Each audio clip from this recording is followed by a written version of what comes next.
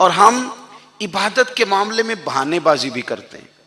हम कहते हैं ओहो रिस्क कमाना भी तो इबादत ही है ना, तो मैं हलाल रोजी के लिए जा रहा हूँ, ये भी तो इबादत है ना।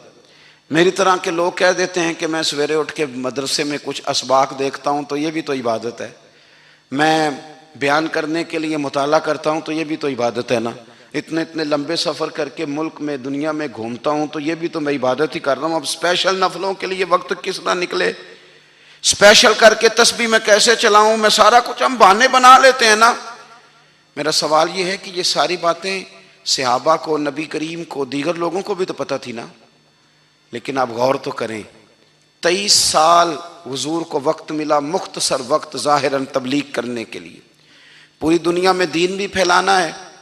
घर में 11 अज़वाज है, 4 बेटियां हैं, उनकी औलादें, सारे कामकाज भी देखने।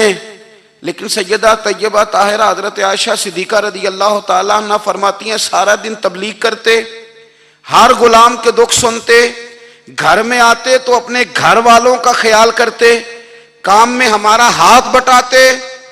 कुर्बान जाऊं, कहती हैं जमाना सारा सो जाता लेकिन आमना के लाल मुसल्ला बिछा लेते। दुनिया सो गई, सारी सब सो गए, जो खुदाम थे, वो जो गुलाम थे, वो सो गए। सही मुस्लिम में लफ्ज मिलेंगे, सैयदा पाक फरमाती हैं ओ मेरे नबी के गुलामों, मैंने ये रंग भी देखा है कि हुजूर ने इतना खड़े रहे, इतना क़याम किया, इतना क़याम किया कि मुकद्दस पैरों में वरम आ गए, सूज गए पैर। इतने बड़े दिल पे हाथ रख के नहीं बता सकता कि मेरे कभी नमाज में पैर सूज गए हों, कोई नहीं बता सकता। बच्चों की रोटी कमाते थक गए, बात अलग है। हम सैर करने गए तो थक गए, बात अलग है। लेकिन इबादत में ये भी तो मुस्लिम शरीफ है ना, ये भी तो दीन है ना, ये भी तो हुजूर की सुन्नत है, ये भी तो वो चीज है जो करीम की आंखों की ठंडक है।